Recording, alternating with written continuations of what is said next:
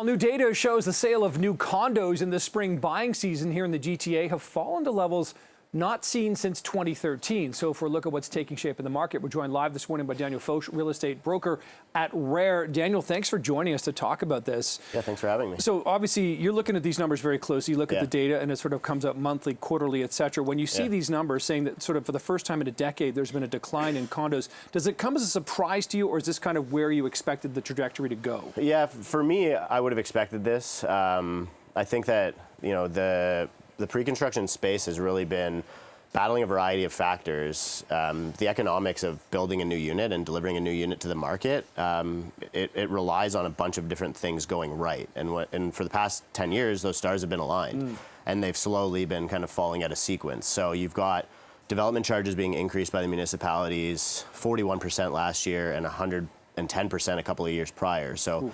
Yeah, so tax alone it went from 25% of the total cost structure of a condo to 31% in recent times. Not insignificant. Not insignificant at all. You've got construction costs going up from about 94% since 2017.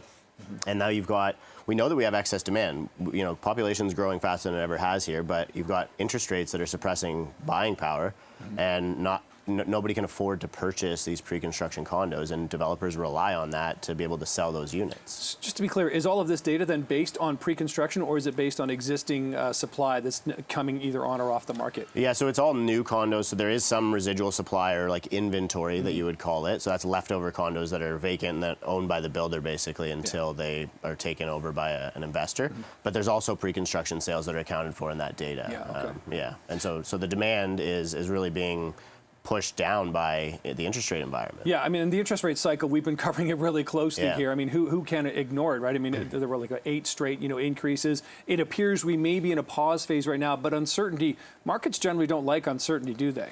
Well, especially when you're buying basically with a pre-construction, you're buying the contract to purchase that or close on that unit in the future. And so you need the future to go exceptionally well to make that investment viable. And so now all of a sudden, if we see resale values are coming down, there's really no incentive to buy something that is, you're basically buying it at a future value.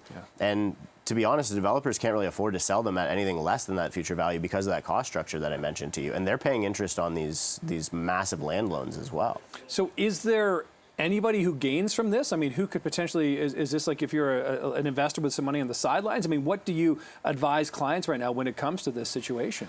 Yeah, I mean, I think that the government seems to be gaining a little bit by being able to increase the tax structure and without really getting too much pushback. But I think that, we're kind of seeing the result of that now where it's unaffordable for developers to build.